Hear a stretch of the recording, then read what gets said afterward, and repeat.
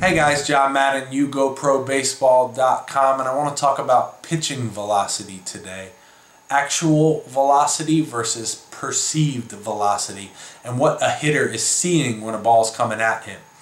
There's a few things you want to look at when you're looking at actual velocity versus perceived velocity, and the first thing is the release point of the pitcher. So if you got a 6'5" pitcher and you got a 5'8" pitcher, and they both throw 88 miles an hour for this example, the guy who is 6'5" is going to have a further release point than the shorter guy. Therefore, his perceived velocity is going to look faster. His 88 mile an hour is going to look faster than the shorter guy's 88 mile per hour. Now, I know height isn't the main factor in this. Obviously, a 5'8" guy could really get out really far, and you could have a guy who's 6'5" who doesn't get out too far. But for this example, let's assume that the 6' guy really gets out there, 6'5" guy really gets out there, and the 5'8" guy is a little bit shorter. So, release point of the pitcher plays a part in actual velocity versus perceived velocity. The further you get out there, the faster that ball is going to look to the hitter because of the timing. Which brings me to point number 2, pitch location.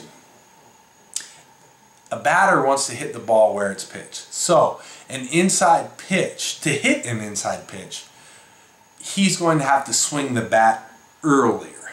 So that means his timing on that pitch, he has to initiate the swing earlier. So that pitch is actually looking like it's coming in faster. He has less time to react to that pitch because he has to swing earlier. Pitch on the inside third, he's got a little bit more time, so it's going to be a little bit less fast. A pitch down the middle is going to be pretty close to his, I guess we can assume that it would be what we can call his actual velocity, or what looks like his actual velocity. A pitch on the outer third, a little bit less than that, and then a pitch all the way outside. He's going to have more time, the hitter is going to have more time to react to that ball. He can react later and let that ball travel deeper. Therefore, it will look slower to him.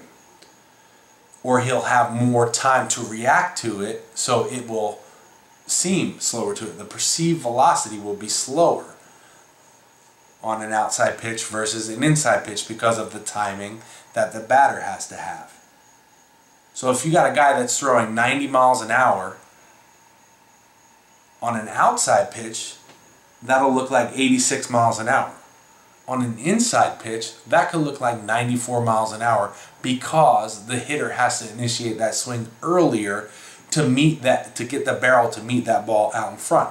Which brings me to my third point, distance from the eyes.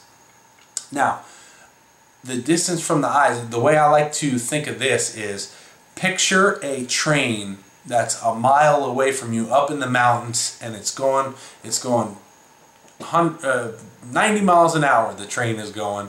I don't know how fast trains go, but say the train's going 90 miles an hour way up in the mountains about a mile away from you. That train looks like it's going super slow. It looks like it's just chugging along, but really it's flying. Now take that same train and put it right in front of your face going by at the same speed. It's a lot faster. So the distance from the eyes plays a part in perceived velocity as well. So with that being said, an up and in fastball is going to look a lot faster than a low and away fastball because of the distance from the eyes.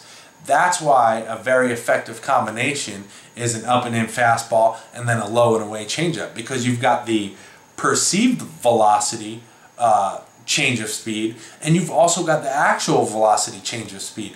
Meaning if your changeup is 10 mile an hour slower than your fastball, and then you throw a fastball up and in, which could look like 94, and then a changeup low and away, which could look like 75. I don't know. I'm just making up numbers now, but it's going to be a bigger difference than the actual velocity numbers. So you can see that actual velocity versus perceived velocity is a pretty cool thing to look at, and you can use it when you're pitching. And hitters understand what pitchers are trying to do when it comes to changing eye levels and changing speeds and going in and out. Okay, let me know what you guys think of this. Leave a comment. If you haven't already, please subscribe and join the free newsletter at yougoprobaseball.com. Thanks, guys. Talk to you soon. If you found this video helpful, please subscribe and then join the free newsletter at yougoprobaseball.com.